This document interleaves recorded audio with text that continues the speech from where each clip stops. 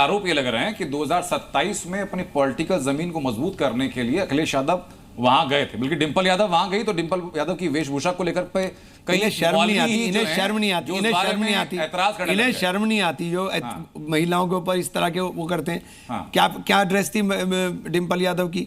डिंपल यादव ने भारतीय संस्कृति के हिसाब से साड़ी पहनी हुई थी, पल्लू ढका हुआ था, तो क्या क्या ड्रेस थी भाई? रे शर्म करें, शर्म करें, महिलाओं का सम्मान करना सीखें।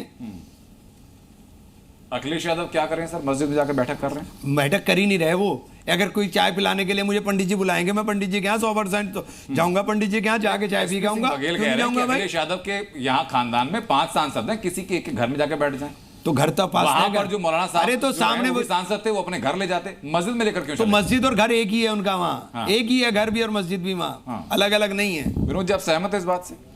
नहीं, मैं सहमत इसलिए हूँ कि आप जैसे जहाँ मोहन भागवत जी गए थे जिस मस्जिद में, वहाँ भी उनका घर है, उमर इलियासी साहब का, जमील इलियासी साहब वहीं रहते थे, मैं खुद जाके वहाँ बैठता था। ऐसे जो ये कह रहे हैं वो घर और मस्जिद वो एक ही है, और फिर उसके वो इमाम हैं वो उस मस्जिद के, उस मस्जिद सांसद आप। और ये तो आपने बता दिया, भागवत साहब उनके यहाँ गए थे, चूंकि आजकल वो उनके बहुत करीब हो रहे हैं। वो तो एक ही दिन गए थे, कल ही बात तो है। हाँ तो मुलाकात, मतलब भागवत साहब बैठे तो सही है, अखिलेश बैठ जाए तो बुरा है। ये कमाल है आपके। अब आप अखिलेश के प्रति इतना प्रेम जो दिखा रहे हैं, मेरा तो आप कह रहे थे कि वो जहाज हमारा बड़ा जहाज है, तो अब भी कह रहा हूँ जहाज हमारा बड़ा है, लेकिन उस बड़े जहाज में छेद क्यों नहीं? कोई बैठता क्यों नहीं बड़े जहाज में?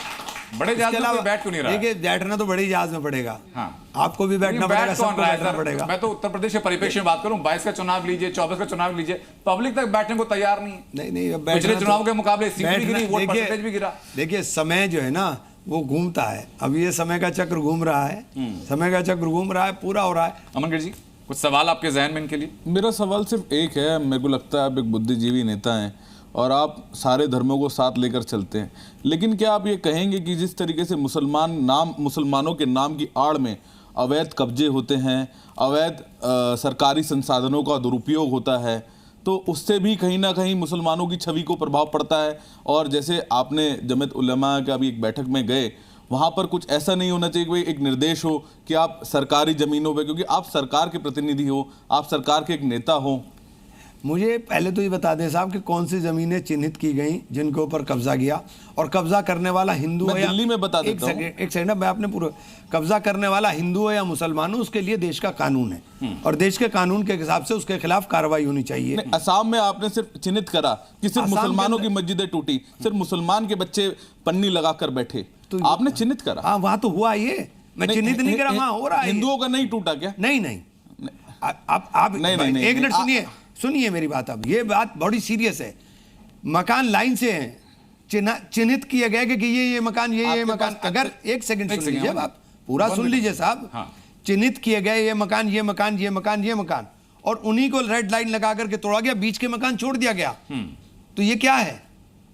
ये तो वही ये क्या है? पहला सवाल, बुनियादी सवाल लौट कर आ जा रहा है सर, कि आपको नजर आता है कि मुसलमानों के मकानों को तोड़ा गया, बांग्लादेशियों के नहीं जी, बांग्लादेशियों के मकानों भाई बांग्लादेशी, अगर मुसलमानों के मकानों सुनिए, अगर बांग्लादेशी हैं तो उठा के बाहर फेंक दीजिए।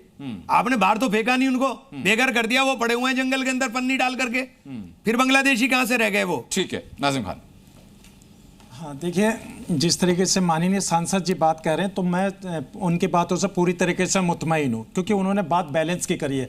उन्होंने हिंदू मुस्लिम वाली बात नहीं करी, उन्होंने हिंदू भाइयों की बात करी है, मुस्लिम भाइयों की बात करी है। जो उनका दर्द है वो मेरा भी दर्द है, क्योंकि जो इन्होंने आसाम की बात करी, आसाम के अंदर जिस तरीके से चिन्हित करके मुसलमानों के घर तोड़े गए, तो ये भी एक गंभीर बात है। भाई आप ये कहते हैं कि हाँ देखिए घुसपैठियों का आंकड़ा कैसे आ जाता है, और जहाँ सीमा हमारी सुरक्षित है तो फिर वो घुसपैठिए आ कहाँ सके? अभी बताते हैं कि 5 करोड़ के आसपास घुसपैठिया भारत के अंदर है। तो ये बड़ी सोचने वाली बात है कि 2014 से लेकर 2025 के बीच में कितने घुसपैठिया भारत के अंदर आए, जबकि देश तो सुरक्षित हाथों में। तो माननीय सांसद जी बिल्कुल सही कह रहे, मैं इनकी बात से इत्तेफाक रखता हूं। और माननीय सांसद जी से मैं एज ए भारतीय मुस्लिम होने के नाते मैं ये कहना चाहता हूं कि आप आगे बढ़िए और ये आवाज को आप बुलंद कीजिए। भारत का मुसलमान आपके साथ है, मेरे साथ हिंदू भी है।